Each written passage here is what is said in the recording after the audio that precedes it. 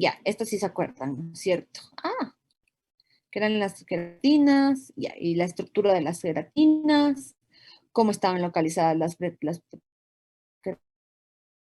explicando que según el estrato se toman las diferentes parejas de queratinas. Entonces, K5, K14, la basal, en el estrato espinoso, al ser un queratinocito que está en diferenciación, tiene K1 y K10. Esto va a marcar que está ya diferenciado. También tiene K2, K14. Luego, estas queratinas se van asociando con otras proteínas, por ejemplo, la involucrina, otras proteínas de la capa córnea. Y luego, yo les estaba hablando de este gráfico de aquí. Entonces, acuérdense, siempre es una pareja de queratinas del tipo 1 y del tipo 2. Si tiene 1 y 10, son queratinocitos por encima de la basal. Si tiene 1 y 9, son queratinocitos suprabasales, pero localizados en palmas y plantas. ¿Ya? Entonces son queratinas más gruesas. La capa granulosa y espinosa va a tener queratina 2 y 10. El queratinocito basal 5 y 14, los queratinocitos palmoplantares 6 alfa y 16. Esto, chicos, siempre se les pregunta en su examen parcial y en su examen integral. Entonces, ¿cuál es la función de la queratina? No es únicamente el soporte estructural, al ser el lugar de la unión de otros túbulos, de los microtúbulos o, por ejemplo, de las uniones intercelulares, sino que también se ha visto que pueden ayudar a regular la proliferación de la célula. Por eso es que en las capas suprabasales, que yo les decía, la pareja K1, K10, va a funcionar como un feedback para que se enlentezca esta multiplicación de las células de la capa basal. La K17, por ejemplo, ayuda en la regulación de la síntesis de proteínas, sobre todo cuando hay una herida. Además, las queratinas nos ayudan a distribuir de una manera organizada a la melanina para proteger el núcleo celular. También ayuda a distribuir organelas que tienen que ser polarizadas. Por ejemplo, en la capa granulosa, cuando la cornificación, tienen que irse los gránulos de queratoyelina y los cuerpos lamelares hacia el norte o hacia el polo apical de la célula. Entonces también les dirigen a las organelas, ¿ya? Y por ejemplo, en los folículos pilosos, la K17 promueve la fase anagénica, es decir, la fase de crecimiento del pelo, atenuando la apoptosis inducida por el factor de necrosis tumoral. Entonces también regulan crecimiento. ¿Por qué va a ser importante entonces como finalidad del queratinocito formar la queratina? Porque lo que se quiere es lograr una correcta envoltura queratinizada que va a dar a la piel esta propiedad de barrera, ¿ya? Entonces, tiene que ser una barrera efectiva, pero al mismo tiempo tiene que ser mecánicamente elástica. ¿Qué nos pasa cuando la piel está muy seca o muy dura o muy gruesa?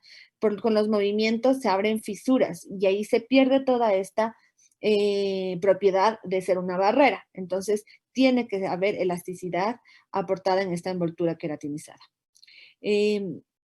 Estas queratinas con las proteínas de la envoltura van a lograr unas uniones cruzadas que tienen que ser covalentes y que se van a formar por debajo de la membrana plasmática del corneocito, ¿ya? Entonces, estas uniones cruzadas entre las queratinas van a permitir que el corneocito, que ya está todo aplanado y súper ancho y delgado, tenga una maleabilidad.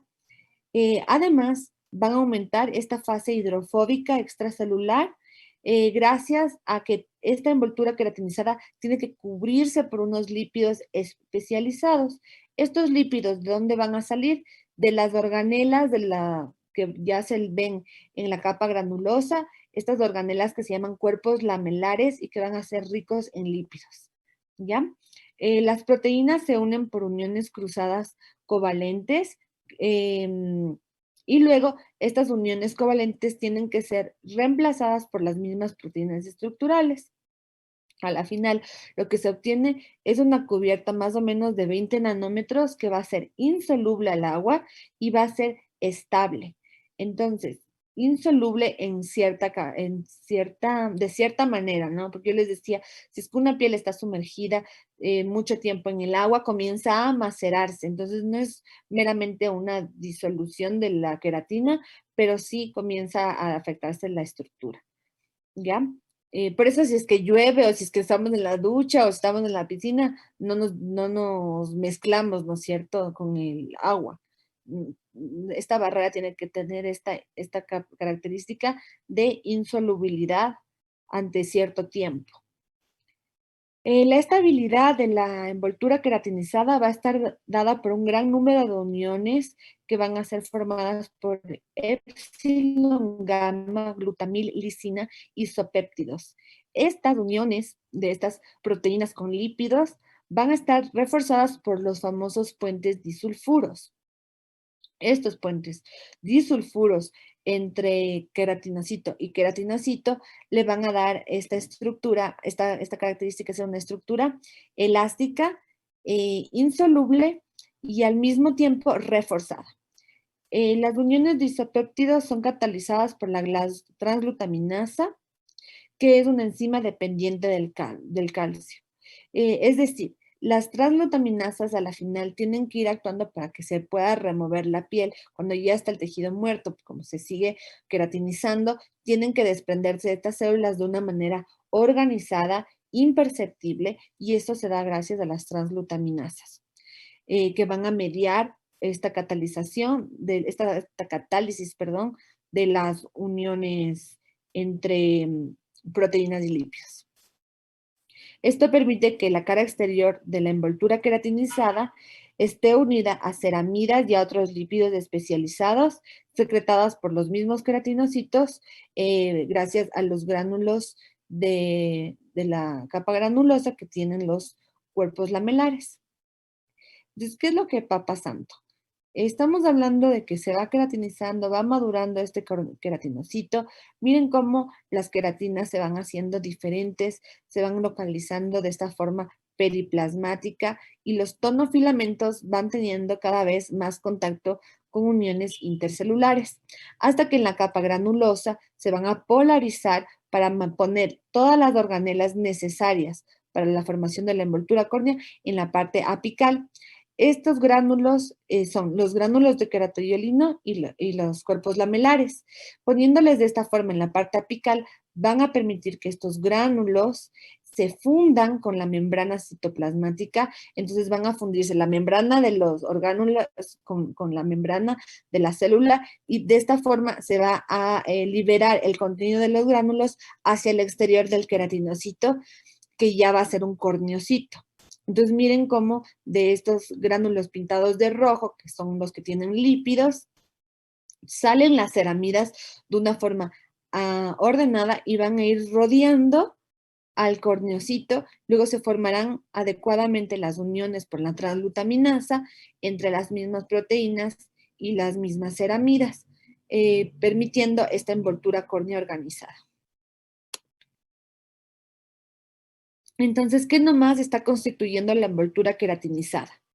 Además de las queratinas, tiene la loricrina, la involucrina, la filagrina, la elafina, cistatina A, cornifelina, proteínas ricas en prolina, proteínas S100 que se unen al calcio, proteínas de envoltura tardía, los mismos componentes de los desmosomas como son la desmoplaquina, emboplaquina y periplaquina, y las queratinas K1, K2 y K5. Muchas de estos constituyentes proteicos del corneocito van a estar, su secuencia genómica va a estar agrupada en el brazo largo del cromosoma 1, entonces sería en esta localización 1q21. Muchas de estas proteínas se van a sintetizar a partir de precursores, entonces recuerden que el precursor de la filagrina es la profilagrina, y mediante la degradación proteolítica al final de la queratinización, pues se van a formar estas proteínas como tales. Y se van a poder unir a los otros constituyentes sufriendo ciertas modificaciones. Además, estas proteínas están formadas por una estructura intrínseca tridimensional bien definida. Y todas estas van a ser sustratos de la transglutaminasa. Entonces, en todas estas proteínas puede actuar la transglutaminasa. Las más importantes de estas proteínas que sí necesito que se acuerden son la involucrina, la loricrina y la filagrina, porque son los componentes más caracterizados de la envoltura córnea. Entonces, la involucrina es sintetizada en el sustrato espinoso inmediatamente después de que ya el queratinocito expresa queratinas K1 y K10. Luego, además de esta involucrina, es el primer componente activado o incorporado en la envoltura córnea y se va a concentrar en la región más externa de la envoltura. La profilagrina y la loricrina se sintetizan como precursores, van a estar almacenados en los gránulos de queratohialina. La loricrina es el principal componente de la envoltura córnea, decimos hasta el 80%. La filagrina es activada mediante desfosforilación y degradación proteolítica. La filagrina es la que va a formar los fascículos de los filamentos intermedios en la capa granulosa tardía y además es degradada a aminoácidos que van a contribuir a lo que se conoce como el factor natural de hidratación, que ayuda a la retención de agua en la barrera córnea. Entonces, miren en este detalle, esta sería una célula espinosa que ya pasa a ser granulosa. Miren cómo los tonofilamentos van colocando, haciendo que los gránulos se localicen en la parte apical. Ya, entonces aquí ya es una célula de la capa granulosa. Y adentro de estos gránulos, que vendrían a ser los gránulos de queratohialina, tenemos a la profilagrina. Esta proteína, gracias a la actividad de proteasas y del calcio, tiene que ser escindida en filagrina y otros pedacitos de aminoácidos, ¿ya? De estos pedacitos de aminoácidos van a salir los factores naturales de humectación, que son los NMF, el ácido urocánico, ¿ya?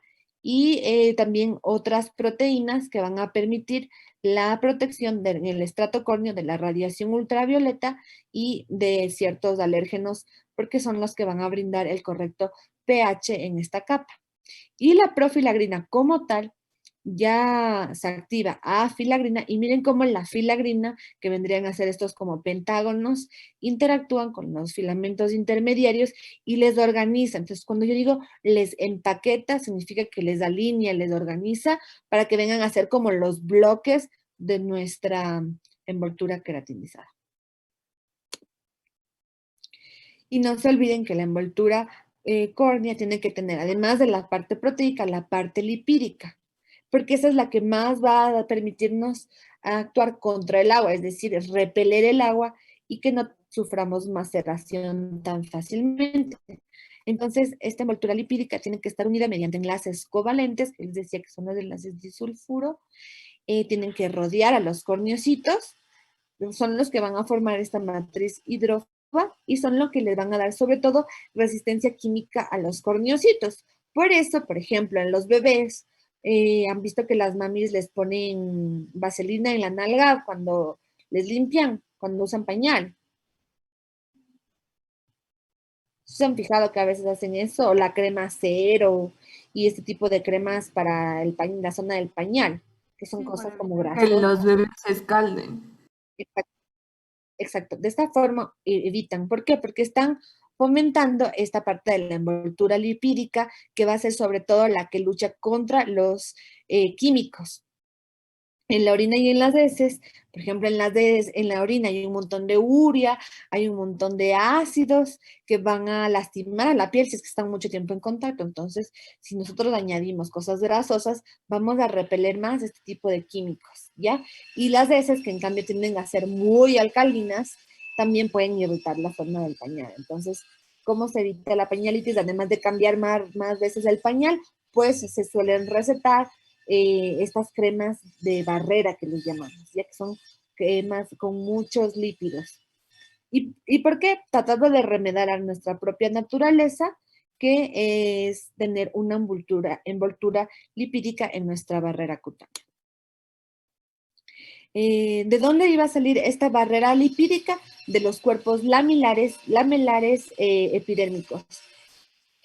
Tenemos algunos sinónimos, ya, entonces ustedes podrán encontrar según el libro que lean, Fitzpatrick, se llama El Cordero, aquí mi exposición, laminares, lamelares o cuerpos de Odland. Son lo mismo, ya son sinónimos de los otros gránulos de la, además entonces, la célula de la granulosa no solamente tiene gránulos de queratoyalina, sino también tiene estos cuerpos laminares o cuerpos de Odland, ya que son los que tienen los lípidos. Entonces ya comienzan a aparecer desde la capa espinosa superior y son más visibles en la capa granulosa. Cuando yo les digo que la queratina en los tonofilamentos se organiza y hace que se localicen solamente apicalmente. Estos orgánulos son ricos en lípidos polares, en glucosfingolípidos, esteroles libres, fosfolípidos y enzimas catabólicas. También puede tener algunas proteínas como parte de las proteínas estructurales, pero no han sido tan estudiadas, ¿ok? En esta transición de la capa granulosa hasta hacerse la última capa, la capa córnea, el calcio va a participar para que estos gránulos migren hacia la membrana citoplasmática de la célula y se fundan las membranas y de esta forma, fundiendo las membranas, se logra secretar el contenido al espacio intercelular por esta exocitosis. Como los lípidos son polares, es decir, tienen una afinidad o una dirección, se van a ir colocando muy organizadamente alrededor de las proteínas de la capa córnea y luego van a ser convertidos a no polares para que se puedan distribuir como muy difusamente, ¿ya? Esto lo que permite es que se repela el agua sobre todo y es como cuando se hace una pared y se ponen los bloques y entre los bloques se pone el cemento, ya vendría como esa cosa pegajosa que va a permitir mayor unión entre las proteínas estructurales.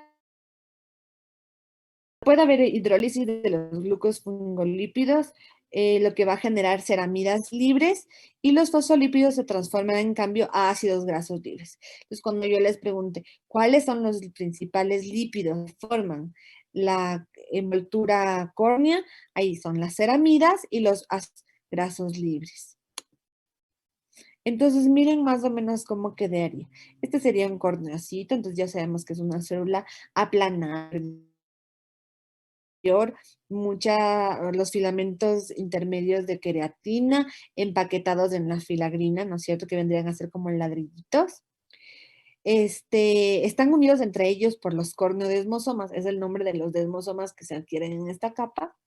Y en el espacio intercelular vendría esta bicapa lípica, una capa muy que se pega a la membrana del corneocito, es decir, a las proteínas estructurales que están aquí en todo este gran bloque, y las otras que pierden la polaridad y se distribuyen en todos los espacios, ¿ok?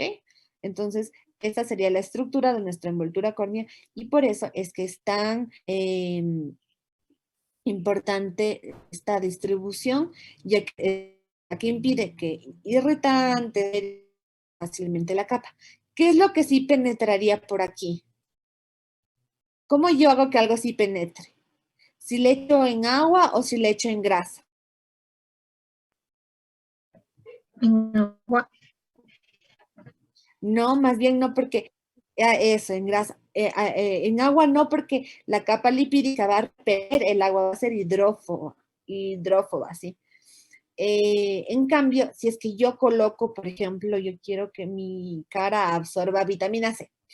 Si es que yo le pongo en una sustancia grasosa, va a ser mucho más fácil que penetre, porque si yo pongo lípido con lípido, es más fácil que poder atravesar estos como canales intercelulares. Y si es que yo quiero que atraviese la célula, bueno, primero, ¿para qué voy a querer que atraviese una célula muerta, no es cierto?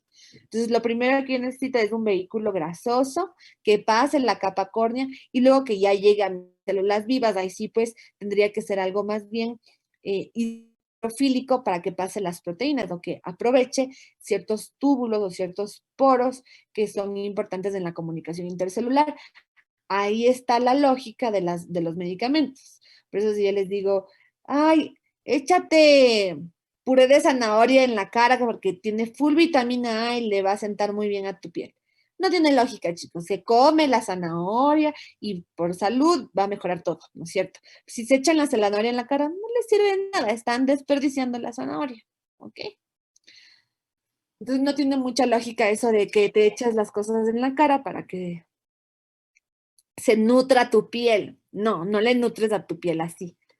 Lo que sí puedo utilizar mi vía percutánea como para introducir medicamentos antifúngicos, corticoides, ciertos principios activos, pero a través de una sustancia grasosa, ¿sí? Para que de esta forma entre el principio activo.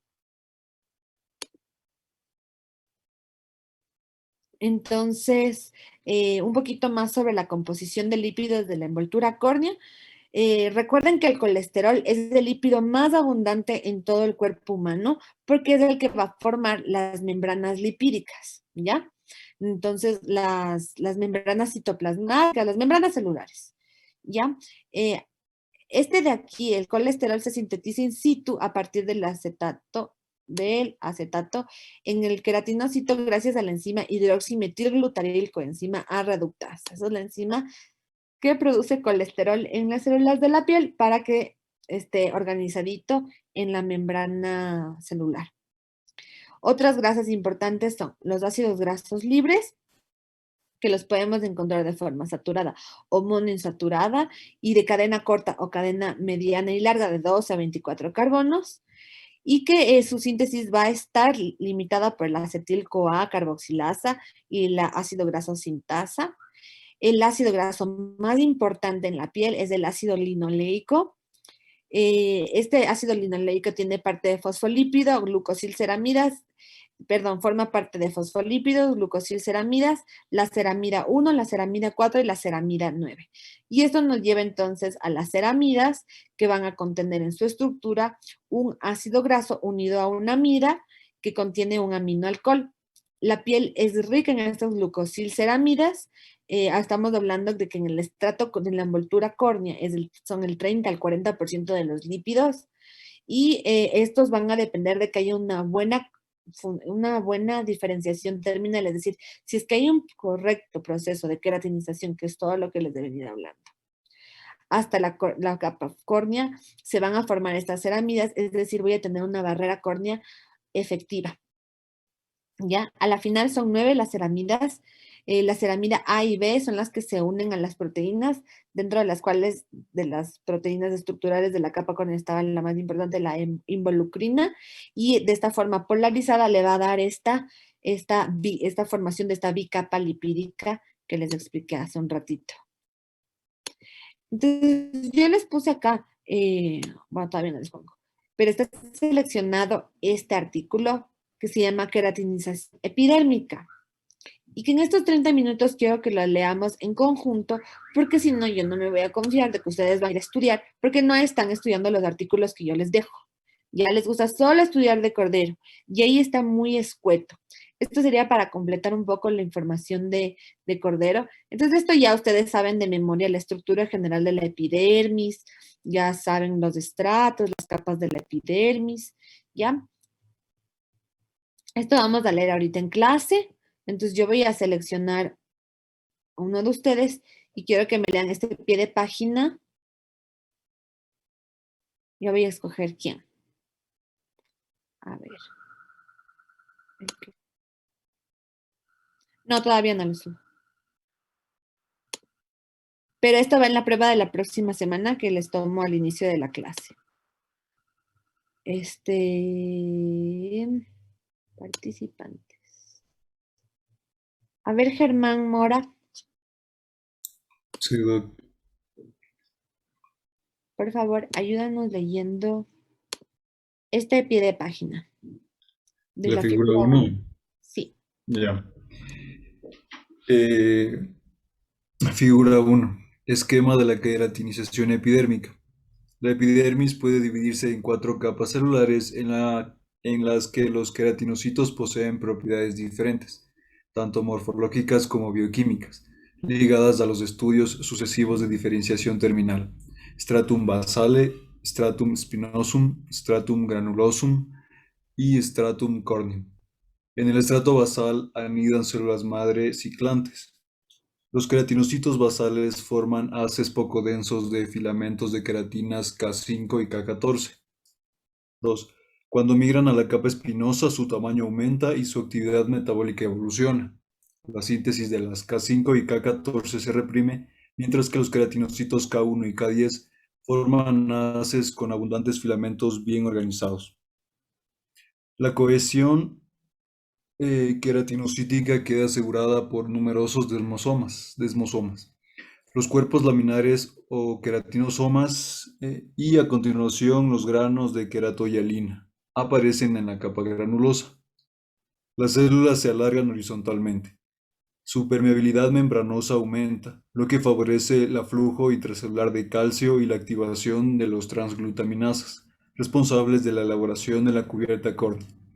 Las células pierden sus orgánulos, se condensan y se aplanan. En la capa córnea así formada, los corneocitos se conectan entre sí mediante uniones adaptadas. Los corneodesmosomas, los espacios intercorneocíticos se sueldan mediante un cemento lipídico, procedente del contenido de los cuerpos laminares masivamente secretados en la interfase entre las capas nucleadas vivas y cornificadas. Bajo el efecto de enzimas catalíticas como la lipasa y proteasa, las células más superficiales se eliminan a continuación por descamación. Perfecto. Entonces yo les decía al inicio de esta clase, la anterior semana, que la queratinización busca como resultado la formación de la envoltura córnea, ¿ya? Entonces, en resumen, es todo lo que leyó su compañero. Yo voy a ir seleccionando algunas cosas y quiero que me expliquen ustedes, yo les voy diciendo quién.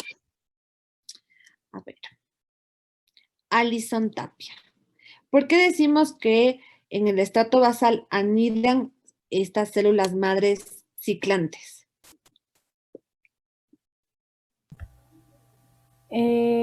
Porque aquí es donde empiezan como que a formarse, o sea, para ya formarse. ¿Qué es una célula madre? La que sirve como que de plantilla para que las otras se reproduzcan.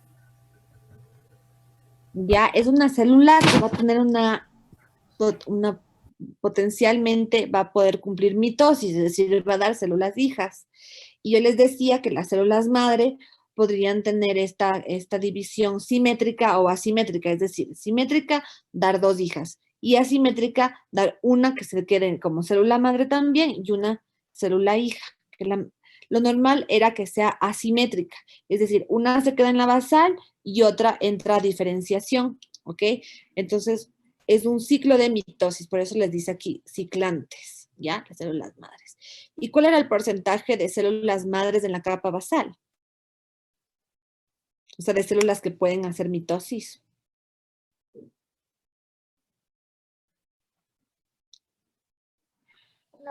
Era Sí, yo les decía, iba a cambiar un poco según el texto. Entonces podríamos decir del 1% al 30% de las células de la capa basal van a ser células madre, ¿ya? Entonces, ¿cuáles son las queratinas de la capa basal? Andrés Ruiz.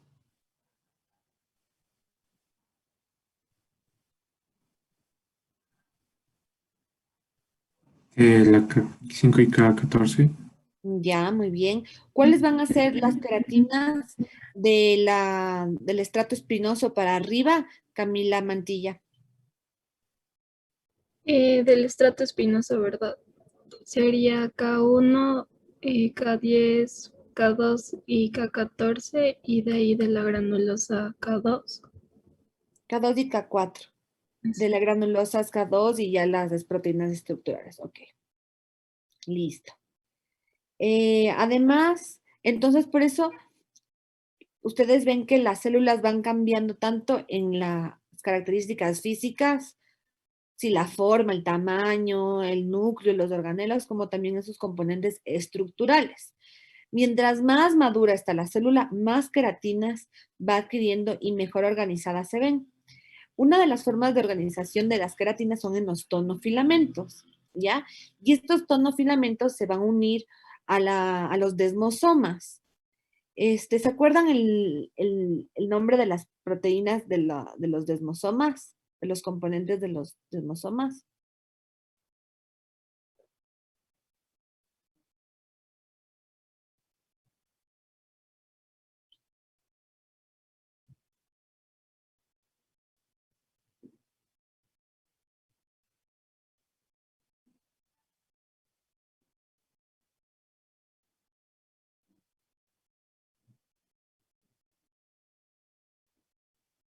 ¿No? Entonces van a anotar, por favor, porque en la prueba les voy a tomar cuáles son los componentes proteicos de los desmosomas. Y aquí también su compañero cuando leyó esto, habla luego de la forma de los gránulos, ¿no es cierto? Que son los gránulos de queratoielina, los cuerpos laminares. Habla de la transglutaminasa. ¿Qué es la transglutaminasa? Carolina Armas, ¿qué es la transglutaminasa?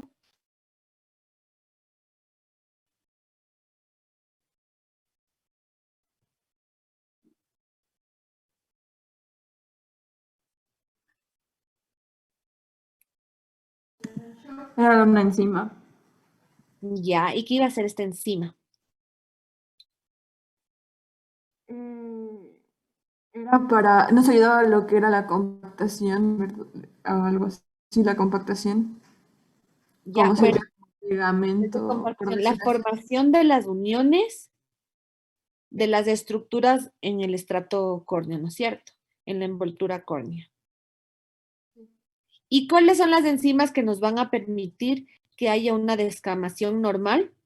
Que la descamación también es un proceso en la queratinización. Tiene que haber una descamación fisiológica. ¿Cuáles son las enzimas que nos van a permitir que estos corneocitos ya se separen, que se rompan los corneodesmosomas?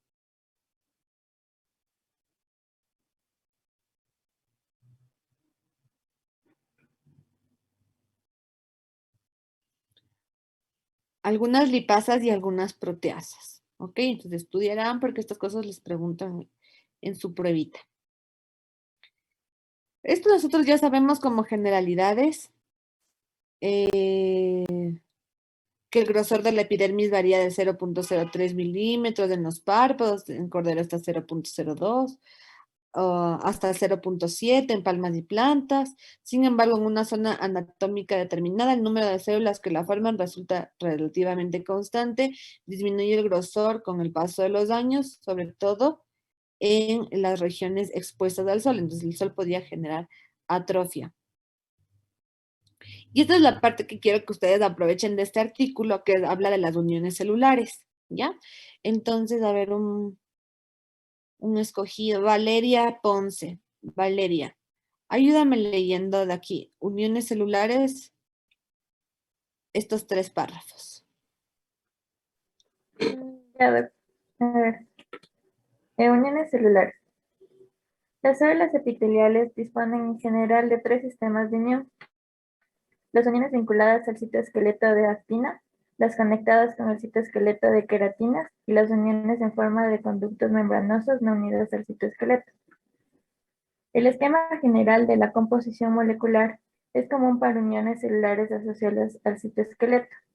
Pequeñas moléculas que forman las placas estabilizan por su extremo citoplásmico las proteínas transmembranosas que aseguran la asociación física en el espacio extracelular. Las proteínas adaptadoras de andamiaje permiten la asociación al citoesqueleto de las estructuras de unión. Otro tipo de moléculas que componen las placas citoplasmáticas tienen funciones reguladoras.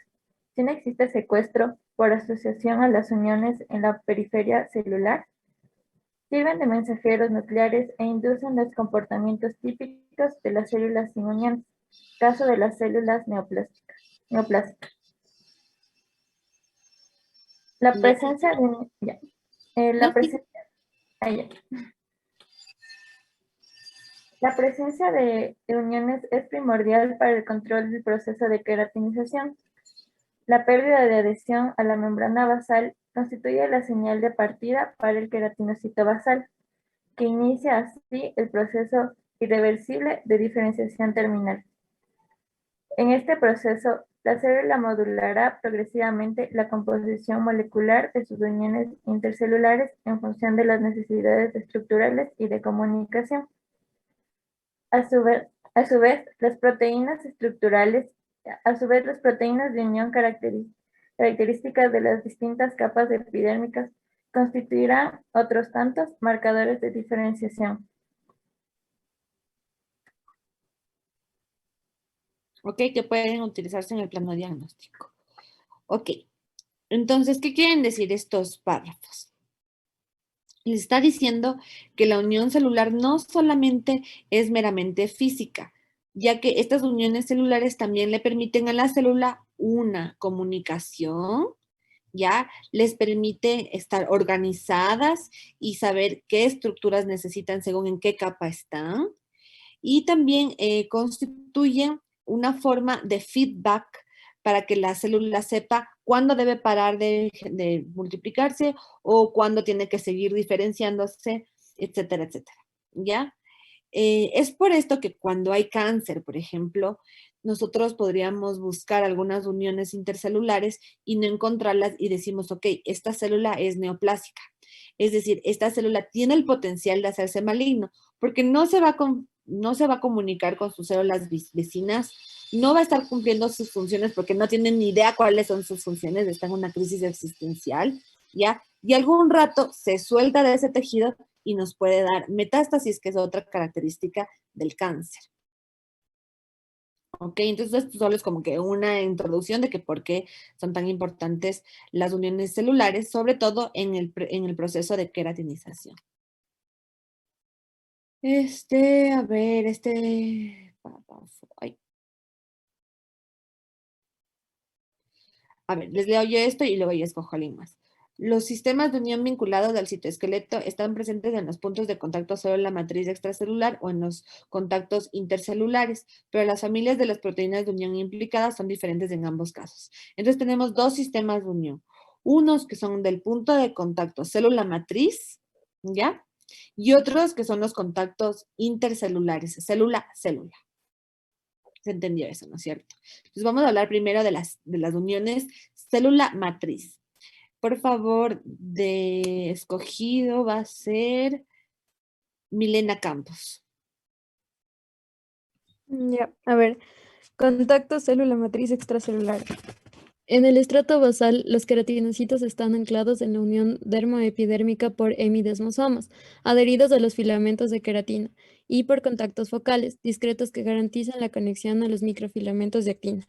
La membrana basal de la epidermis, parte central de la unión dermoepidérmica, está formada por proteínas matriciales, colágeno 4, fibronectina, laminina 5, denominada según la nueva nomenclatura laminina 332, nidogeno,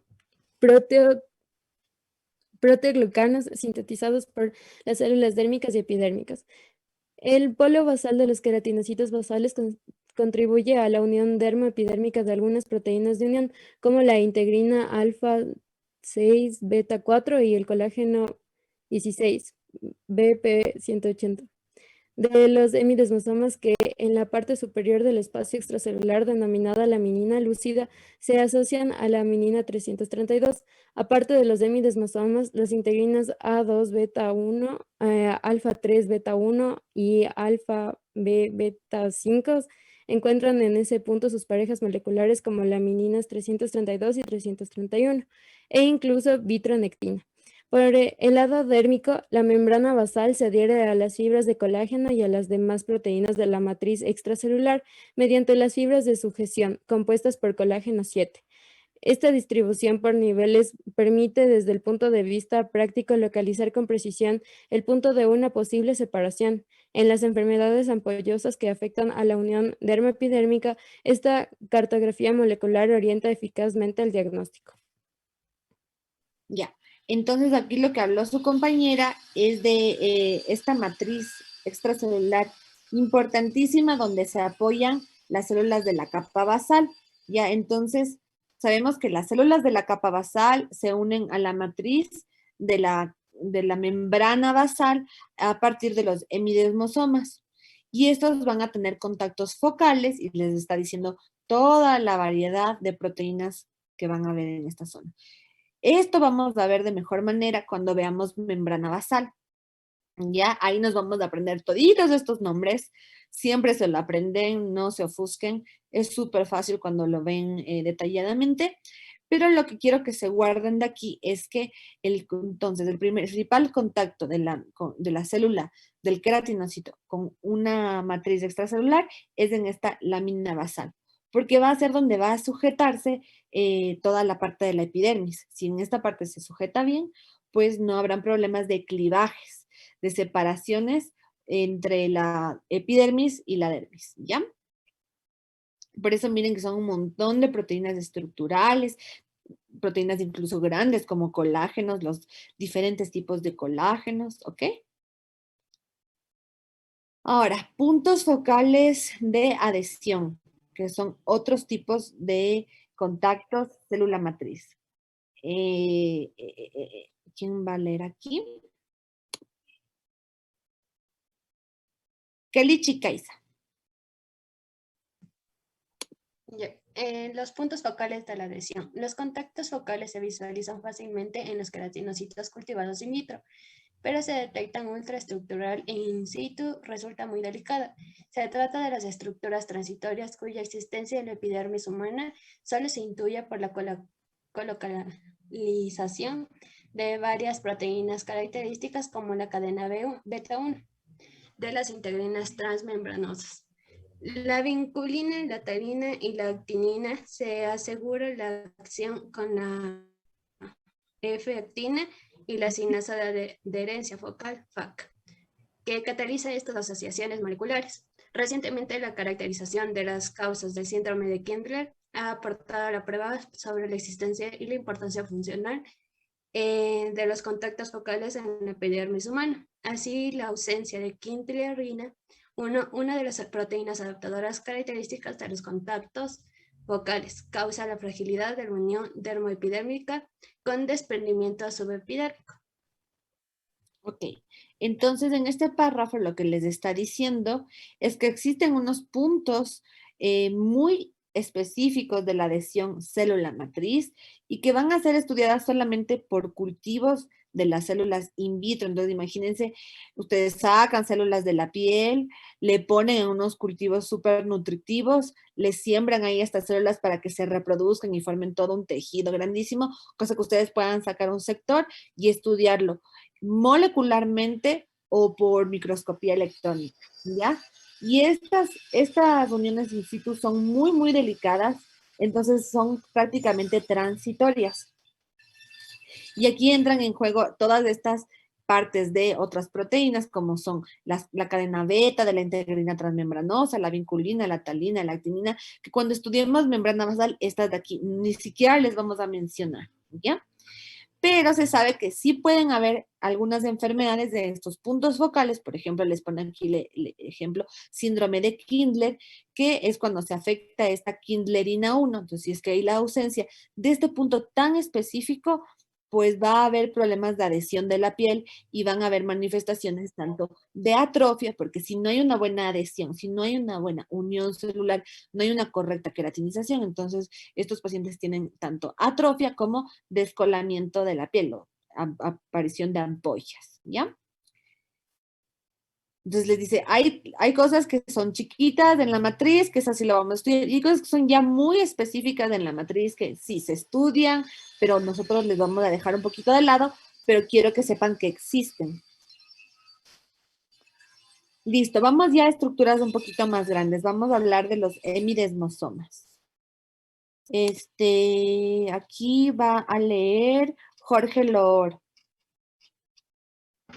Ya, doctora. Los hemidesmosomas. Los hemidesmosomas garantizan la adhesión estable de los queratinocitos a la membrana basal de la epidermis.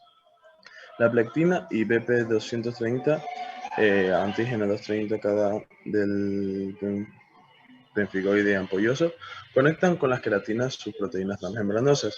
La integrina alfa 6 beta 4 y el colágeno 16 BP180, antígeno 180 del benfigoide ampolloso. Okay. La fosforilación de los residuos de serina en la cadena beta 4, inducida por los factores de crecimiento, interfiere con la asociación de esta integrina a la pectina y lleva, por tanto, a la desunión de los hemidesmosomas. Se trata en este caso de un mecanismo fisiológico que permite, no las cámaras, que permite a los queratinocitos abandonar el comportamiento basal. Muchas enfermedades ampollosas subepidérmicas se deben... Okay. Perdóname, ya te moví mi grupo. Ya, sí. Ok, sigo. Ya. Muchas enfermedades ampollosas subepidérmicas se deben a la disfunción de las proteínas de los hemidesmosomas, tanto de naturaleza hereditaria como adquirida, y dan prueba de la importancia de estas estructuras para la homeostasia cutánea. Listo. Entonces, aquí lo que leyó su compañero es que los hemidesmosomas son los encargados más macro, digamos, de la adhesión de los queratinocitos a la membrana basal. ¿Cuáles queratinocitos? Los queratinocitos del estrato basal, de la capa basal. Entonces, esa primera hilera se tiene que apoyar en la membrana basal y se tiene que unir a esta matriz por medio de los hemidesmosomas. Ahora, aquí cuando les habla de esta perolata de millón de cosas dificilísimas, tranquilos, se la van a aprender cuando veamos membrana basal, pero ya quiero que sepan que los hemidesmosomas están formados por la plectina y por esta proteína que se llama BP230. BP porque es Protein Binding 230. ¿Por qué los números en las proteínas? A veces van a ver que ya comienzan a aparecer muchos números en ciertas estructuras porque es el peso. Entonces, si es que es un antígeno, una proteína que forma un antígeno, y este antígeno pesaba 230 kilodaltons, yo de allí saco la numeración de una protein binding, que va a ser un antígeno porque lo más probable es que esta proteína se la estudió al estudiar una enfermedad. Entonces ahí se la descubrió, ¿ya? Y por eso el nombre de la enfermedad junto a la proteína. Entonces se llama antígeno 230 kilodaltons del benfigoide ampolloso. En resumen, la BP230, ¿ya? Entonces no se hagan bolas, no se asusten con esos nombres, por eso estamos leyendo juntos, porque uno lee esto y como que no tienes idea y te distraes un montón el cerebro, pero ya les explico, es solo un nombre, no se asusten, ¿ya? BP230.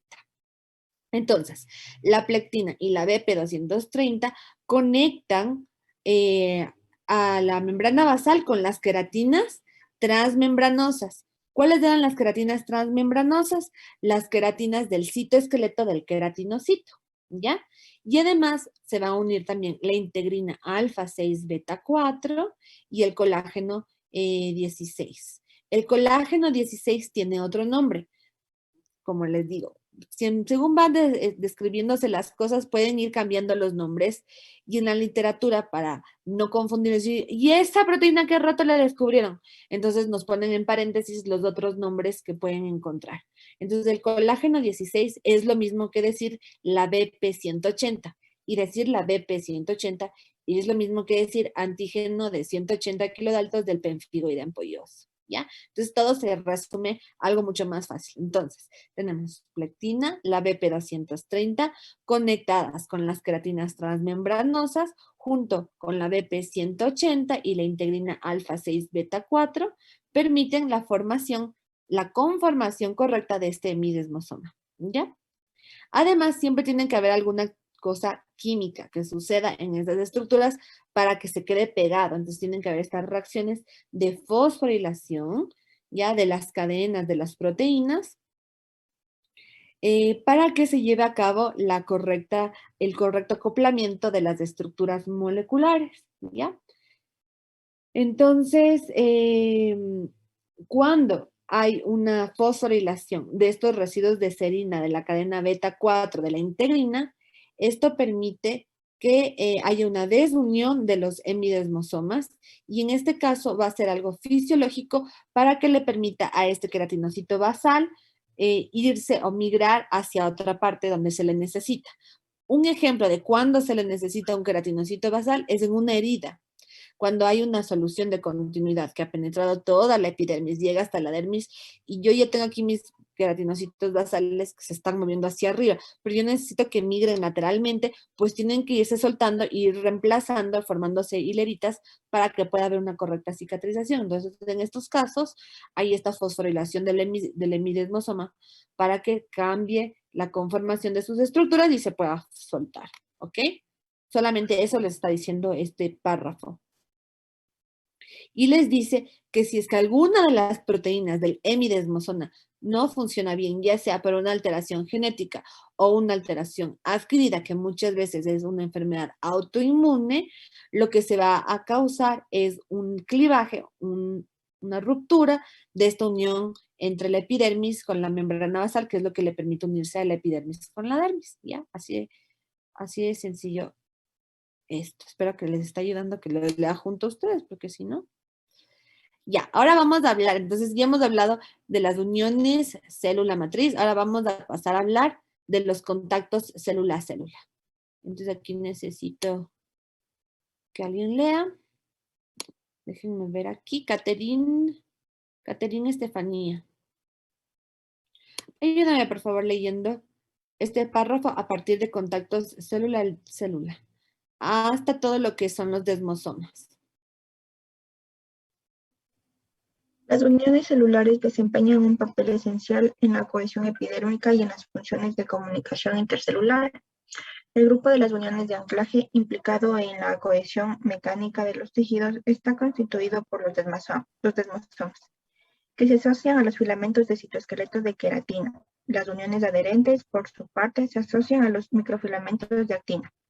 En ambos casos, las proteínas transmembranosas dependientes del calcio que forman estas uniones son las caderinas desmosómicas o clásicas según el caso. Desmosomas. Son las uniones intercelulares más numerosas y sólidas, confieren a la epidermis sus excepcionales propiedades biomecánicas de elasticidad y resistencia. Su papel es esencialmente cohesivo, pero permiten también una estrecha comunicación entre las células adyacentes. Son estructuras simétricas formadas por tres partes, dos placas desmosómicas de estructura muy densa formada de cada una a partir de las hojas internas de las membranas plasmáticas de las células en contacto, que se enfrentan uno y a otro lado del espacio extracelular. Por el lado citoplasmático, los filamentos de queratina convergen hacia estas placas desmosómicas, mientras que las proteínas transmembranosas de unión que permanecen a la familia de las caderinas, moléculas de adherencia dependientes de calcio se insertan allí, mismo formando la porción extracelular del desmosoma, que unen las dos placas. Se trata de la desmoclea o el corea. La composición molecular de los desmosomas no es fija, sino evoluciona a medida que progresa la migración de las células hacia la superficie. No obstante, los principales elementos que forman los desmosomas pertenecen siempre a tres familias de proteínas diferentes. Caderinas desmosómicas, desmogleínas 1 y 4 y las desmocolinas 1 y 3. Las plaquinas, desmoplaquinas 1 y 2, plectina, emboplaquina y periplaquina, y las proteínas de la familia armadillo como la placoglobina y placofilinas 1 y 3.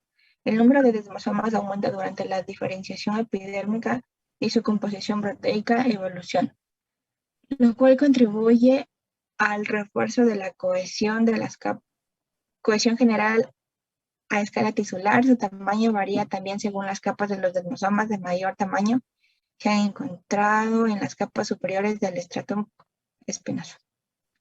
Cualquier modificación de un elemento constitucional esencial, tanto a causa de una mutación como de un mecanismo autoinmunitario, provoca una disfunción importante de los desmosomas que compromete la cohesión general a escala tisular y a menudo el pronóstico vital. Ok, muy bien. Entonces, cuando hablamos de los contactos célula-célula, tenemos que hablar de las uniones de anclaje, ¿ya? Así como de las uniones adherentes. Las uniones de anclaje van a ser las que permiten la cohesión mecánica entre los tejidos y son principalmente los desmosomas. mientras que las uniones adherentes se asocian a los microfilamentos de actina, ¿ya? Entonces ya tenemos dos tipos. En Cordero ustedes van a encontrar, además de eso, unos que le llaman occludens. Entonces, comenzamos con los desmosomas, que hemos repetido ya desde la primera clase, ¿no es cierto? Estábamos viendo que son estos de aquí. Y lo que se lee en este párrafo es que a medida que la célula va migrando hacia arriba, es decir, se va diferenciando, se va queratinizando, estas estructuras se hacen más complejas. Y les está diciendo que el desmosoma tiene prácticamente dos porciones. Una citoplasmática, que sería esta de aquí, y una extracelular, que sería la que se une con la otra célula. Eso sí se comprende, ¿verdad? Entonces vamos a ver lo que decían estos párrafos. Ya. Entonces, los desmosomas van a ser las uniones célula-célula más numerosas y son las más fuertes. Es la que le va a aportar a la epidermis su elasticidad y resistencia. Por eso dice, cualquier alteración en las estructuras de los desmosomas no van a ser compatibles con la vida, ¿ya? Es decir, van a dar enfermedades graves. ¿Qué es lo que nos permiten los desmosomas? La cohesión célula-célula. Pero también va a permitir que las células se comuniquen entre ellas. Van a tener tres partes.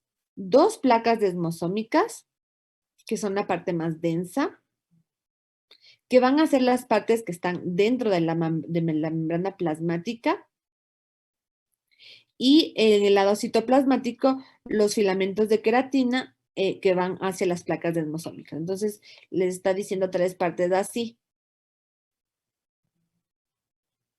Placa con placa y esta parte intracitoplasmática. Una placa dentro de una membrana plasmática y otra placa en la otra membrana plasmática y aquí estos filamentos. Entonces, los desmosomas, ¿con quién tienen principal contacto? Con los tonofilamentos, ¿no es cierto? ¿Tonofilamento es sinónimo de filamento de queratina? ¿Qué opinan?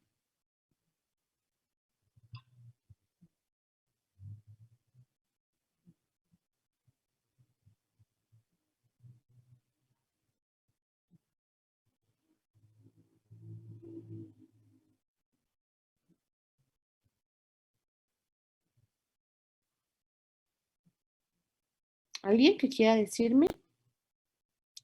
Chicos, es lo mismo. Filamento de queratina es lo mismo que los tonofilamentos, ¿ya? Son sinónimos. A ver, ¿qué más dice aquí? Ah, y una vez más, van a depender también de calcio. Dice aquí les hablaba de esto de la desmoglea o el core, que va a ser la porción extracelular del desmosoma.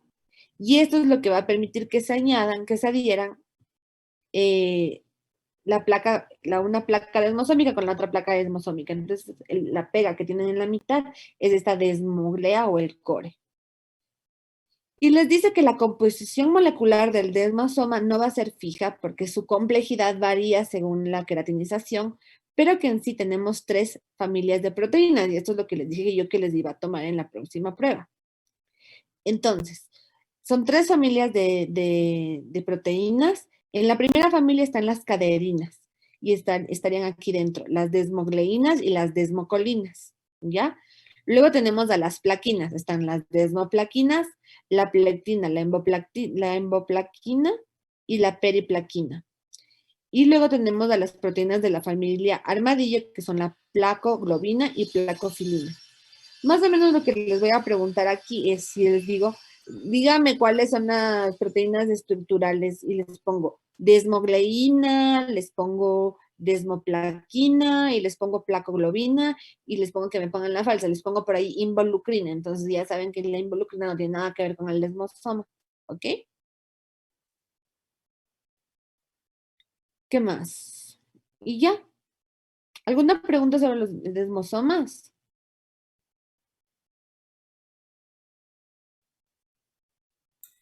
Doc, disculpe, ¿puede repetir, o sea, la relación de semejanza del tonofilamento con la queratina que dijo, que mencionó? ¿Qué es Ok. sinónimo? Los filamentos de queratina es lo mismo que decir tonofilamento. Ustedes van a leer en Cordero los tonofilamentos, pero es lo mismo que los filamentos de queratina. Y otros sinónimos son los filamentos intermediarios, que a veces les ponen como, incluso yo en mis exposiciones les pongo como FI, filamento intermediario. Entonces son sinónimos. ¿Y qué tiene que ver el desmosoma con los filamentos de queratina? Es que los filamentos de queratina, que son aparte del citoesqueleto del queratinocito, tienen que converger hacia el disco desmosómico para que haya esta unión de célula con célula, ¿ya? Por eso se les dibuja hacia los desmosomas. Ay, yo siempre les digo que se fijen en cómo está dibujado, porque no fue al azar que le dibujaron así. Miren, chicos. ¿Qué tiene aquí? Placa desmosómica, placa desmosómica y los filamentos intermediarios de los filamentos de queratina convergiendo hacia estas placas. ¿Sí ven? Por eso yo les decía en la anterior parte de esta clase que los tonofilamentos o que los filamentos de queratinas tienen esta disposición pericitoplasmática, ¿ya? ¿Y a dónde buscan unirse? A los discos desmosómicos o placas desmosómicas. ¿Y qué hay entre placa desmosómica y placa desmosómica? Una desmoglea o core. ¿Y qué nomás permite el desmosoma? ¿Para qué nomás nos sirve el desmosoma? Dígame usted, Diana Belén Medina.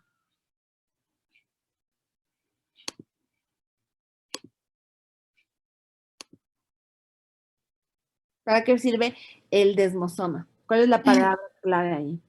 Nos daba la resistencia y permitía la unión célula-célula. Ya, entonces la cohesión célula-célula. ¿Y qué más?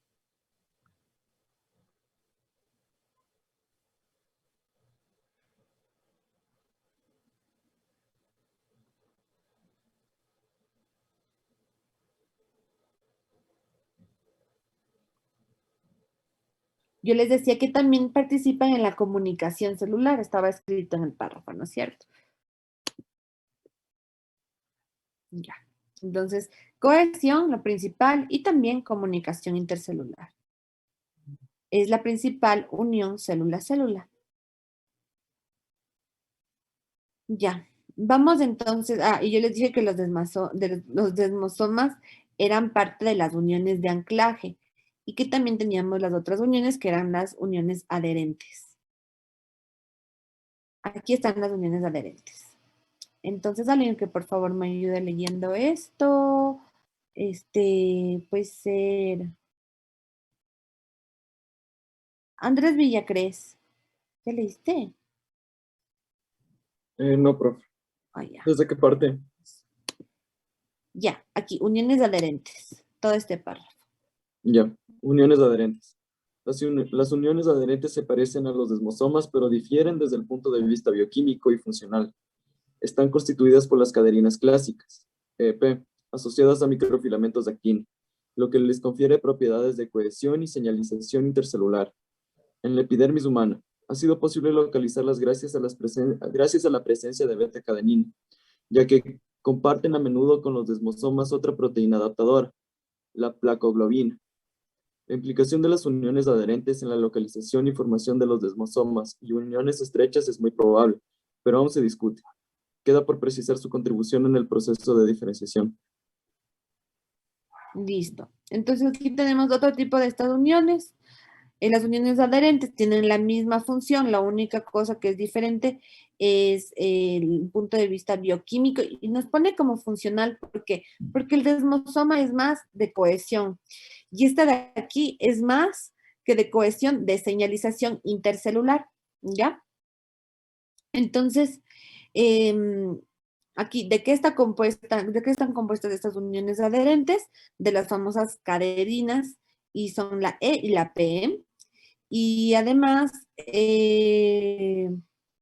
estas van a ayudar a la localización y formación de los desmosomas y luego a las siguientes uniones, que son las uniones estrechas. Y entonces, estas uniones adherentes, solamente quiero que sepan que existen, ¿ok? ¿Y quiénes las componen? Las cadeninas, ¿ya? Ahora, uniones estrechas. Esto vale, uy, esto le toca largo a alguien. Participantes, Denise Grijalva. Uniones estrechas.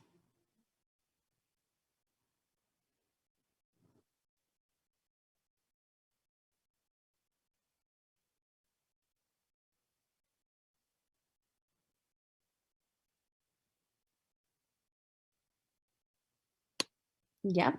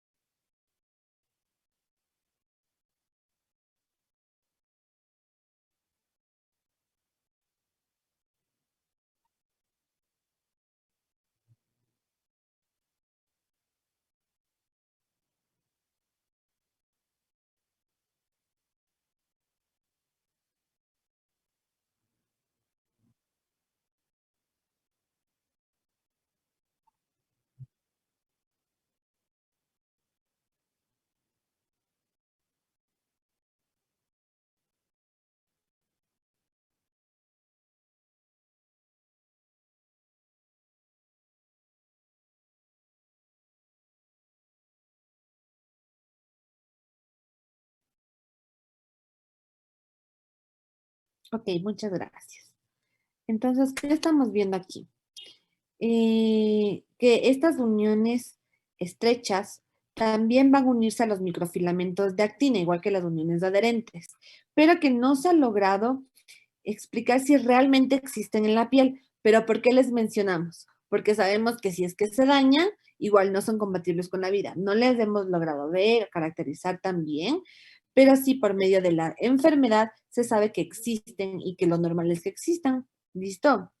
¿Estas dónde van a estar localizadas? Justamente en esta barrera en que la parte apical se vuelva lateral, para que no haya la distribución de los fluidos y en la parte interna el movimiento de otras estructuras transmembrana, ya de las membranas plasmáticas. Entonces, si es que vemos en el dibujo, ¿dónde será que les dibujaron a estas benditas uniones tight junctions? ¿Cómo era el nombre? No, déjenme ver. Uniones estrechas, tight junctions, ¿ya? Uniones estrechas.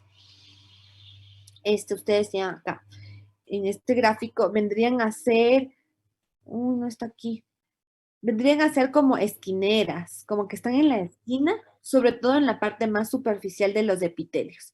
Y estas van a ser importantes en otros epitelios simples. En la piel tal vez, solamente en las partes más superficiales, ¿ya? ¿Alguna pregunta sobre estas? ¿No?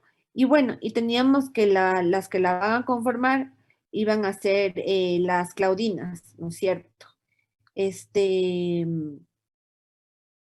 Déjame ver si dicen más, estas de aquí. Proteínas típicas que son las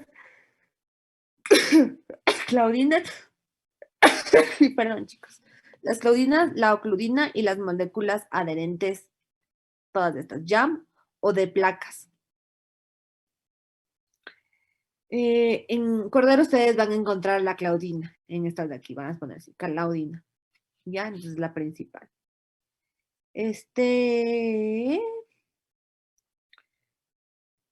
Bueno, podemos pasar a estas siguientes uniones, que estas sí están también en Cordero, las uniones comunicantes, las gap junctions.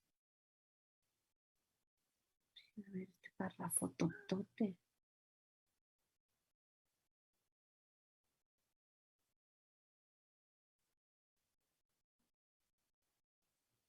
Está horrible.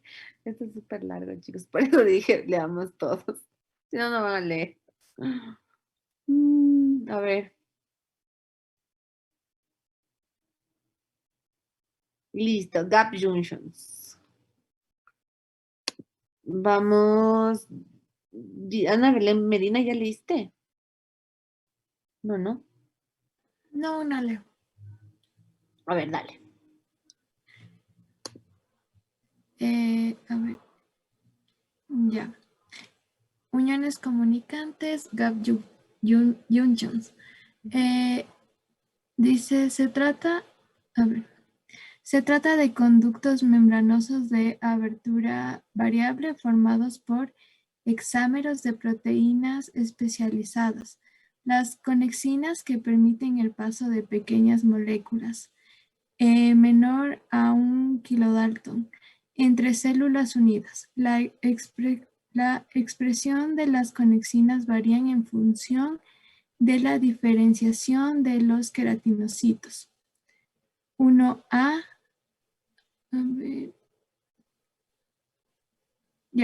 1A C por 26. Esta mayoritariamente presenta en las células basales, mientras que en las capas suprabasales se encuentran más las CX31, CX37 y CX43. Las uniones comunicantes son relativamente poco frecuentes a nivel de la capa basal. Son más numerosas en la capa espinosa, disminuyen en la capa granulosa y no están presentes entre las células cornificadas. Su papel en la coordinación del proceso de queratinación es poco conocido. Con todo, estas sinapsis iónicas son responsables de los intercambios instantáneos de iones y moléculas bioactivas de pequeño tamaño y contribuyen ampliamente a la orientación, el posicionamiento recíproco y la coordinación de funciones de las células así acopladas. Estos últimos años se ha observado un número creciente de mutaciones de los genes de las conexinas de pacientes con afecciones dermatológicas, lo cual pone de relieve la importancia de acoplamiento intercelular en el funcionamiento normal de la piel. Se han implicado mutaciones de la CX26 en el síndrome de Vohwinkel, sordera e hiperkeratosis palmoplantar, y en algunas formas del síndrome KID, keratinitis, ictosis y sordera. Se han comunicado mutaciones del gen de la CX30 en un paciente afectado por síndrome KID y en casos de síndrome de Barr-Pumphrey. Muy parecido desde el punto de vista clínico a los síndromes de Vohwinkel y KID. Algunas mutaciones del CX30 parecen provocar la formación de hemiconductos permeables a la adenosina trifosfato ATP, lo que podría explicar la estimulación de la proliferación y de diferenciación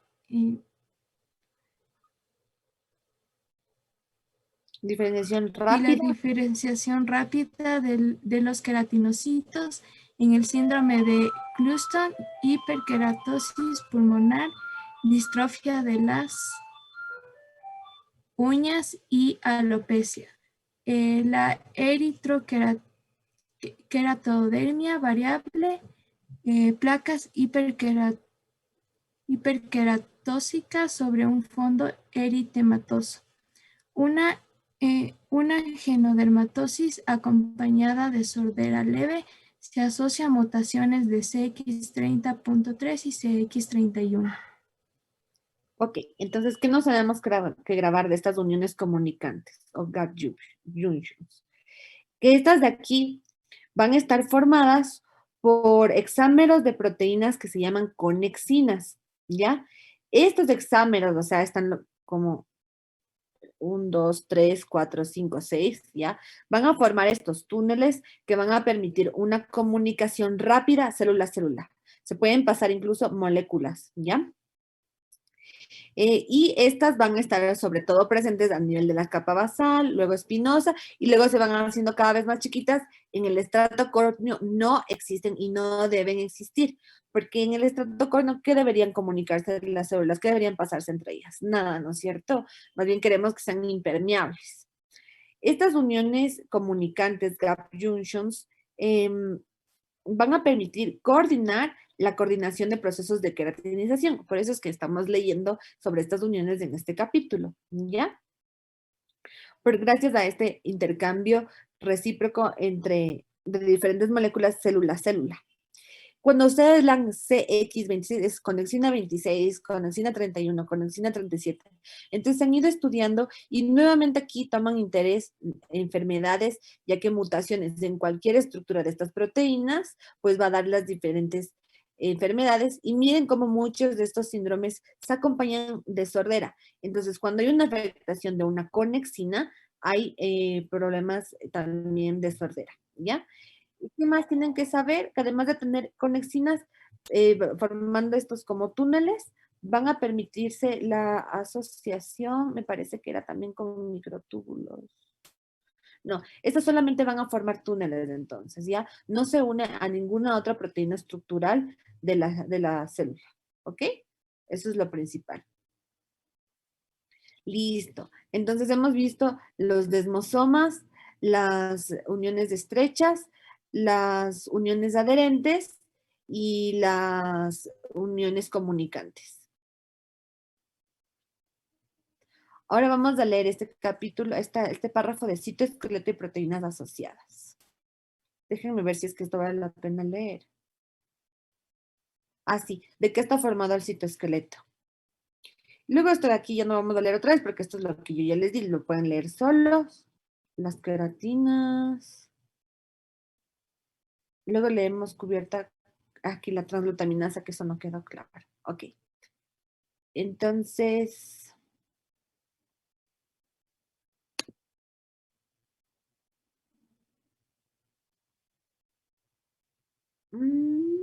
Fernanda Ramírez.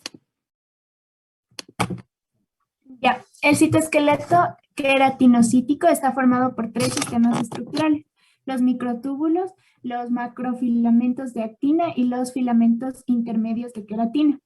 Como sucede en los demás tipos celulares, el sistema tubular participa en el transporte intracelular guiado y desempeña un papel esencial en las divisiones, mientras que los macrofilamentos de actina parecen participar en los movimientos celulares, incluidos los desplazamientos a través de las capas epidérmicas. Una gran interactividad del sistema microfilamentoso contráctil y sus asociaciones con las uniones intracelulares intermedias compuestas por E-caderina sitúan estos dos elementos estructurales en la primera línea de los mecanismos reguladores de la estratificación y la cohesión epidérmicas. Aparentemente, otras proteínas están relacionadas con las etapas finales de la diferenciación epidérmica, como es el caso de la dermoquina, cuya forma está implicada en el desplazamiento vesicular intracelular y cuya forma beta y se encuentran intensamente expresadas y secretadas por el queratinocito granuloso e interactúan con la galactina 3 y una lactina ubicua y pleiotrópica. Ok. Muy bien, gracias. Tenemos que familiarizarnos. Es bueno que lean así en voz alta y ahorita que estamos leyendo amigablemente, porque algún rato les va a tocar leer en público y ya tienen que familiarizarse con las palabras y van a encontrar siempre estas letras del alfabeto griego. Entonces tienen alfa, beta, gamma, ¿no es cierto? Entonces por aquí, esta como B es delta. Si ves, esta como una D es delta, entonces puede decir, voy a forma delta, ¿ya? Pero igual, si es que tienen una duda, le copian, le ponen en Google y ahí les dice qué letra del alfabeto es, ¿ya? Para que nunca les pase como que, no me acuerdo, no sé cómo leer eso, porque les va a tocar de ley en toda su vida estudiantil y de profesionales dar charlas y van a encontrar esas pequeñas detalles. Bueno, entonces, el citoesqueleto y todas las proteínas de dentro de la célula se podrían dividir entonces en 3 sistemas estructurales. Los microtúbulos, los microfilamentos de actina y los filamentos intermedios de queratina. Aquí les dice súper facilito que los microtúbulos son aquellos encargados de la polarización de las organelas. Es decir, así está toda la célula, ¿no es cierto? Y yo soy el núcleo. Y yo necesito que venga aquí alguien, alguna de las organelas. Entonces, el microtúbulo es el que me lo trae. ¿Ya? Entonces me va a ayudar ese transporte dentro de la célula. Es como decirte en un centro comercial las escaleras eléctricas, ¿ya? Entonces, para eso sirven los microtúbulos, para dar este transporte intracelular guiado. Tenemos los microfilamentos de actina, entonces dicen, no se supone que solo actina, miosina, célula muscular. No, en las otras células también pueden haber filamentos de actina, sobre todo porque la célula no está totalmente paralizada, no es totalmente rígida. Tiene ciertos movimientos, como decir que se alargue, que se ensanche, ¿ya? Y tiene que haber un gasto de energía y un movimiento de las proteínas, entonces ahí va a estar la actina. Y la otra que sí es la parte más estructural, que van a ser los filamentos intermedios de queratina, que yo les decía que era lo mismo que filamentos de queratina o los tonofilamentos. Y ya sabemos que están formados por una parejita de queratinas. Ya dicen también aquí, donde se hacía un poco de lío su compañera por tantos nombres raros, que por ejemplo pueden haber proteínas que también que formen parte del citoesqueleto, pero nos van a ayudar a la diferenciación de cada una de las capas epidérmicas. Por eso les digo y les repito varias veces que mientras en los diferentes estratos del queratinocito va madurando, también se va diferenciando tanto en estructura como en función. Entonces, por ejemplo, hay el caso de la dermoquina, que dice cuya forma delta está implicada en el desplazamiento vesicular intracelular y cuyas formas beta y gamma se encuentran intensamente expresadas y secretadas por el queratinocito granuloso e interactúan con la lectina 3, una lectina ubicua y pleiotrópica, es decir, una proteína que va a funcionar en varias funciones intracelulares, ¿ya? Entonces, bueno, vamos con las queratinas, que van a estar presentes en todas las capas, como ya habíamos dicho, que eran 35 familias, que se dividen en 2 grandes familias, tipo 1, tipo 2, que según la diferenciación epidérmica se acompaña la modificación cualitativa y cuantitativa de la expresión de las siguientes queratinas. Nosotros ya sabemos, K1, K14, en la basal, K1, K10, cuando ya se diferencia, entonces a partir del espinoso, tienen la K2, algunas queratinas específicas, por ejemplo, en palmas y plantas, la K6, la K16, ¿ya? La K17, que tiene que ver también con la mitosis, con la migración de las células, con el crecimiento del cabello. Las queratinas tienen sobre todo su importancia en la cohesión intracelular, entonces son parte de la estructura del citoesqueleto, que le va a dar esta función de barrera y que además tiene que ser elástica y resistente al agua. Y eso también ya lo habíamos visto, entonces no vamos a leer esto otra vez. Y listo. Y de aquí vamos a una que les había interesado y que se la habían grabado por allí, no me acuerdo si era para el que me preguntaba, de la filagrina. Entonces, leamos filagrina porque ya vamos a cubierta cornificada, transglutaminasas.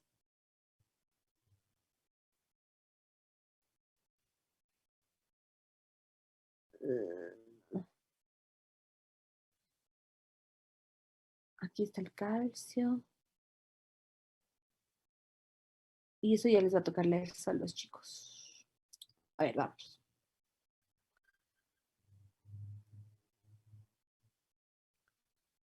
A ver, chicos, la filagrina.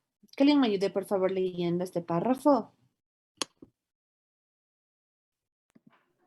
La polifilagrina, precursor de la filagrina, es un gran complejo proteico de 500 kilodaltons, interesantemente fosforilado, que se acumula en los granos de queratohialina de los queratinocitos de la capa granulosa. Durante la cornificación, las proteasas de serina desfosforilan y descomponen este complejo en moléculas individuales de filagrina de 37 kilodaltons.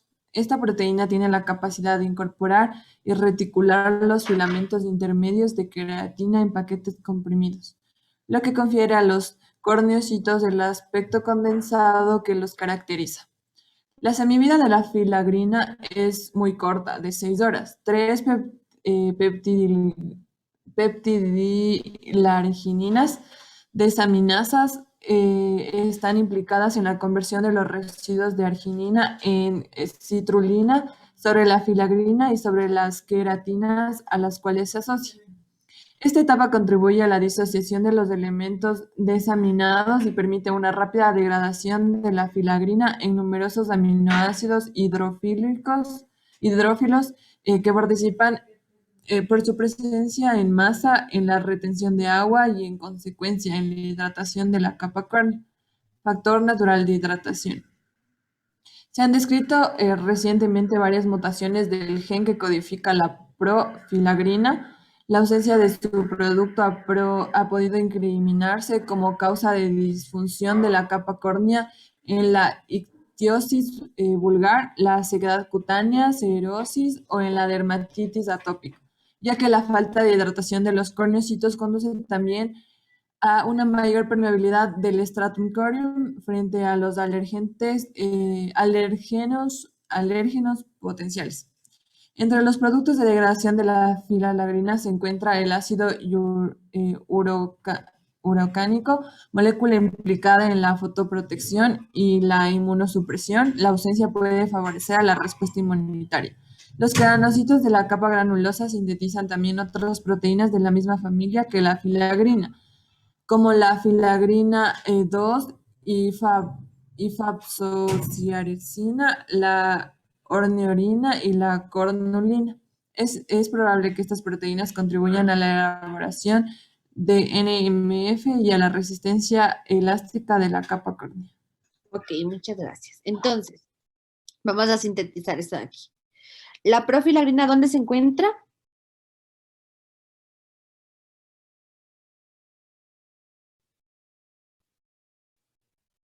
Si no entendieron eso, no entendieron nada.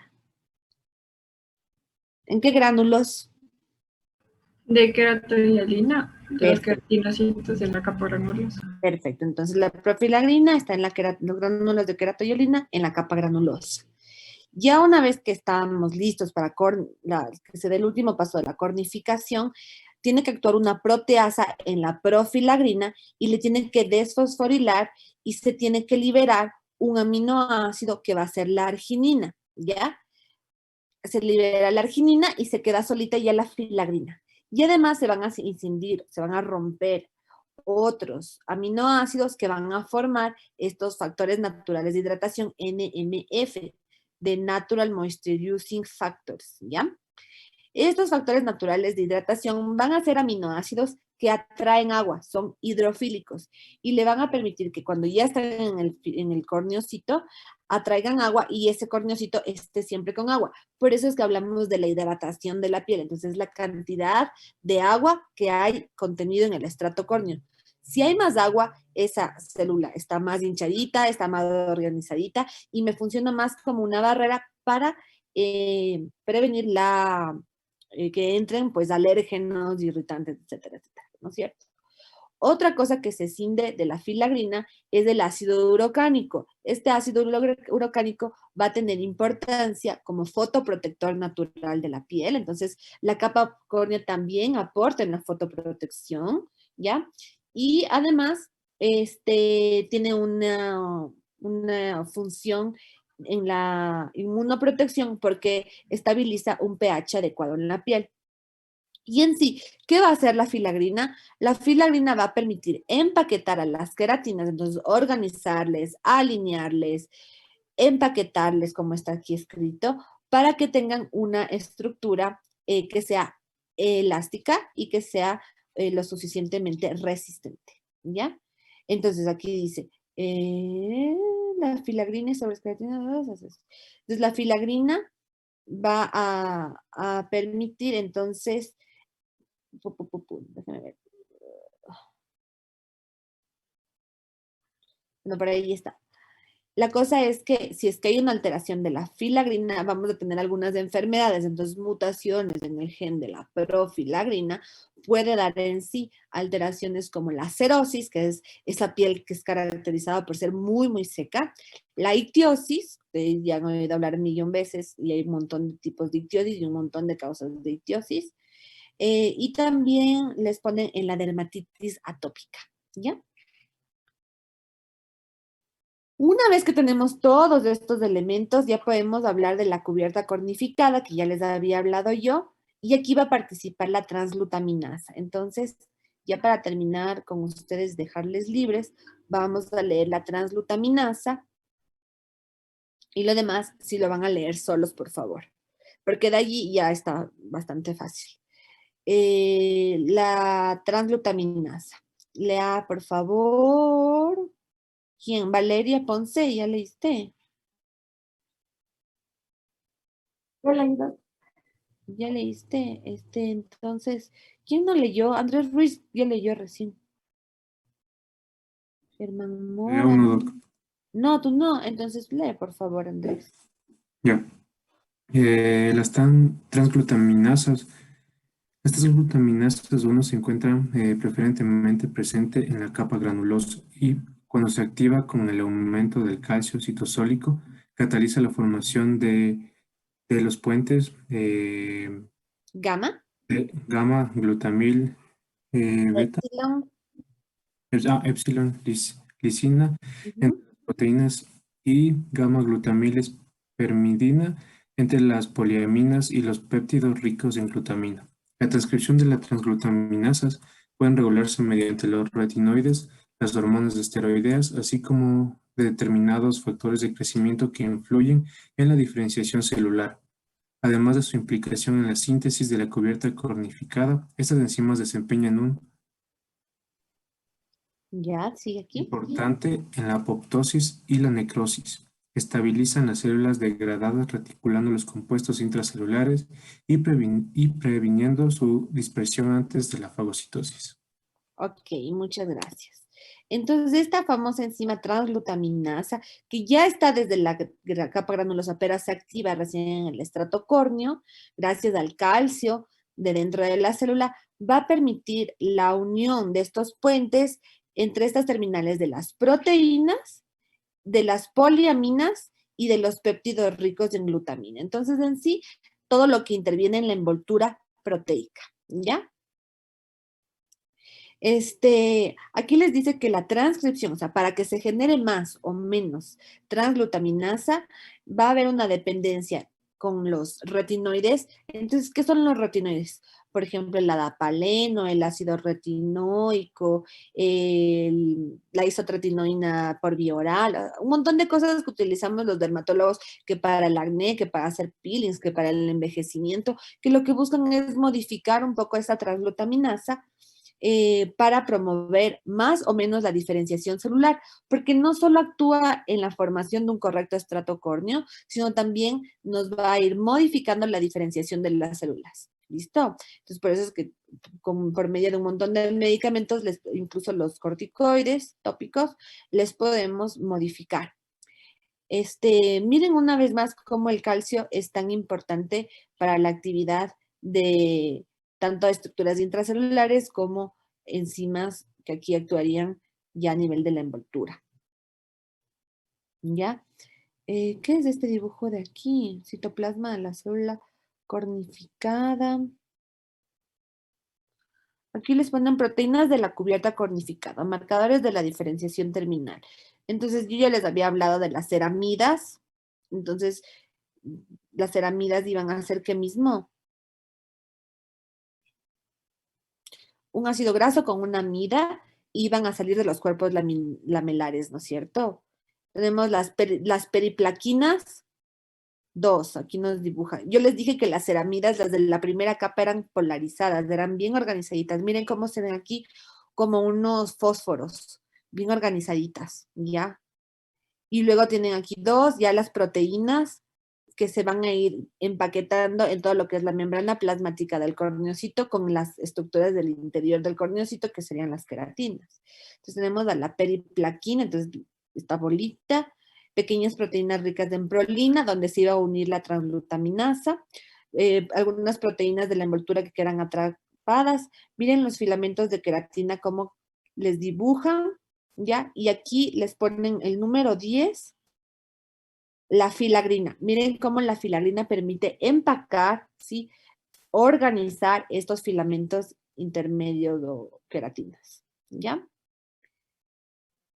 ¿Qué más? Aquí una vez más, un esquema de los cambios de las queratinas. Esto ya nosotros lo habíamos visto, esto ya sabemos. Los cuerpos lamilares ustedes ya saben, pero estudienlos, por favor, para su prueba. Esto de aquí, composición de la cubierta cornificada. Aquí les voy a hablar de todos esos precursores que yo les puse en mi exposición como que en una lista. La involucrina, la periplaquina, la emboplaquina, ¿ok? De aquí que me importaría que lean y que lo repasen bien. Los cuerpos lamilares, ¿ya? Porque yo les dije que de los cuerpos lamilares iban a salir todos estos lípidos de la envoltura córnea, pero también iban a haber algunas enzimas que permitan el acoplamiento de estos lípidos con la envoltura córnea. Entonces, cualquier alteración en alguno de estos genes igual iba a poder desencadenar una ictiosis. Los lípidos, ya les dije que iban a ser el cemento lipídico que permita la unión de estas estructuras, de estas proteínas estructurales que forman como ladrillitos entre sí para formar esta parte hidrófoba. Entonces, esto está resumido acá. Aquí un poquito de matriz extracelular. Ya, entonces aquí les habla de los protoglucanos y el hialuronano.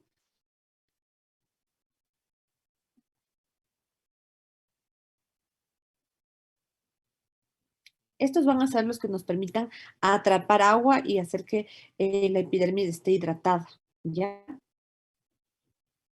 Y que van a existir ciertos mecanismos reguladores del proceso de queratinización. Entonces, las mismas queratinas en sí van a hacer un feedback para una correcta queratinización. La transglutaminasa igual va a ser un feedback para la correcta diferenciación, pero también tenemos factores de crecimiento, hormonas y vitaminas. Dentro de los factores de crecimiento está este factor de crecimiento transformante. Tenemos también la vitamina K. Aquí les pone la vitamina D, el calcio. ¿Dónde está la vitamina D? Ay, ¿dónde está la vitamina D? Aquí. Miren, la presencia de vitamina D en la epidermis es indispensable para el mantenimiento del gradiente cálcico y en consecuencia para la diferenciación normal. Por eso es que podemos utilizar la vitamina D como tratamiento para algunas dermatosis en el que yo quiero que aumente la tasa de proliferación. Entonces yo le echo vitamina D, análogos de vitamina D, para que haya un mayor recambio celular y una más rápida queratinización. Por ejemplo, en la psoriasis, ¿ya? Entonces, puedo utilizar. Hemos visto retinoides, corticoides, vitamina D. Aquí les habla sobre la muerte celular programada y la queratinización. Recuerden que el corneocito va a ser una célula que se muere para permitir esta correcta formación de la barrera córnea. Y otra vez, la capa córnea como producto final de la diferenciación epidérmica. Entonces, todo lo que hemos visto del queratinocito es porque al final lo que yo necesito es la formación de la capa córnea, ¿ya? Yo les decía, además de ser una barrera para el agua, para los irritantes, para los microorganismos, también el estrato córneo nos protege de cierta forma de los rayos ultravioleta, sobre todo por el ácido urocánico. Aquí un poquito de composición, para los que no les quedó claro el dibujo, y yo les puse de esos como ladrillitos. Y esto sí quiero que estudien bien el proceso de descamación, porque eso les tomo en la próxima clase, ¿ya? Que eso no les puse yo en en mi exposición, ni ahorita no la alcanzamos a revisar, pero por favor lean por sí solitos, al menos, chicos, la descamación, ¿ya? ¿Cómo se da la descamación? ¿Listo, chicos? Entonces acabamos del artículo con descamación. Sí, eso sería todo, ¿ok? ¿Alguna pregunta sobre todo el proceso de queratinización? Largo, ¿no?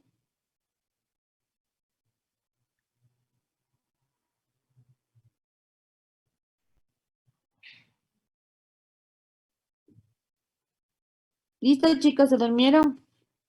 A ver, dándoles caras de dormidos. ¿Qué fue eso? Ay, quería hacer eso, que les vea sus caras. Activar a todos. No me deja. No puedo ser mala con ustedes.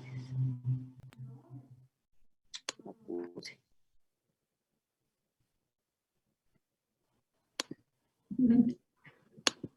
¿Ya se despertaron? A ver, vayan saliéndose. Y el que está dormido es el que se sale al último. Dime.